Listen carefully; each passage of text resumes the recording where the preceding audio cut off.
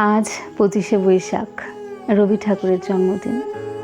রবি ঠাকুরের জন্মদিনে তারই লেখা একটি খুব সুন্দর কবিতা, হে মোর দুর্ভাগা দেশ।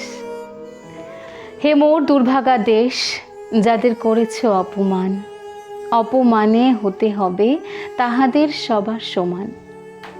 মানুষের অধিকারে বঞ্চিত করেছ যারে, সম্মুখে দাঁড়াইয়া রেখে তবু কোলে দাও নাহি স্থান।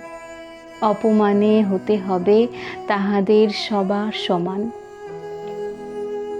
মানুষের পরশেরে প্রতিদিন ঠেকাইয়া দূরে ঘৃণা করিয়াছ তুমি মানুষের প্রাণের ঠাকুরে।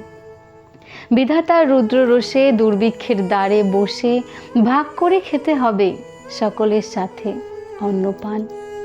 অপমানে হতে হবে তাহাদের সবার সমান। তোমার আসন হতে যেথায় তাদের দিলে ঠেলে, সেথায় শক্তিরে তব নির্বাসন দিলে অবহেলে।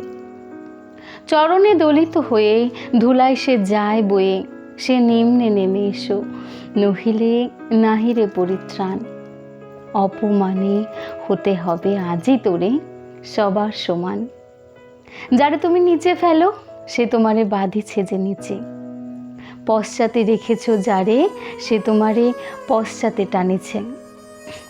অজ্ঞানের অন্ধকারে আড়ালে ঢাকিছ যারে, তোমার মঙ্গল ঢাকি গড়েছে সে ঘোর ব্যবধান। অপমানে হতে হবে তাহাদের সবার সমান। শতেক শতাব্দী ধরে নামে শিরে অসম্মান ভার, মানুষের নারায়ণে তবুও করোনা নমস্কার। তবু নত করি আখি দেখিবারে পাও নাকি, নেমেছে ধুলার তলে হীন পতিতের ভগবান।